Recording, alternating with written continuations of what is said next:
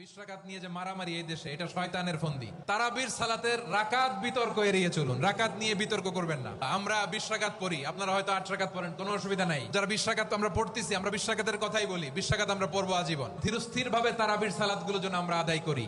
তাড়াহুড়ো করবেন না আল্লাহর ওয়াস্তে, তাড়াহুড়ো করবেন না, তাহলে কোরআন আমাদের জন্য বদদোয়া করবে।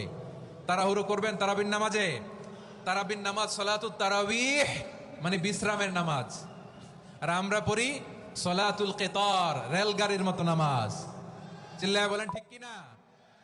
না, এরকম করবেন না। ইমাম সাহেবদেরকে আশ্বস্ত করুন যে ইমাম সাহেবরা আমরা পিছনে আসি আপনাদের সাথে, আপনি আস্তে আস্তে পড়েন, তার তিলের সাথে পড়েন, ধীরস্থির ভাবে তারাবির সালাত পড়বেন। সারা বছর এই সুযোগ হয় না দাঁড়িয়ে কোরআন শোনার, এরকম আয়োজন ব্যবস্থাপনা সারা বছর আর আমরা পাই বলেন তো না।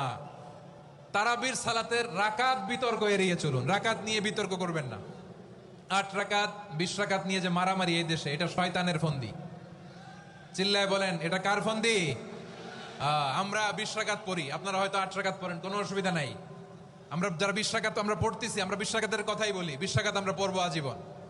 সৌদি আরবে মক্কা মদিনায় 20 রাকাত পড়ে, কোনো অসুবিধা নাই। অন্যান্য মসজিদগুলো 8 রাকাত পড়ে, এই নিয়ে এদের মধ্যে মারামারি আছে?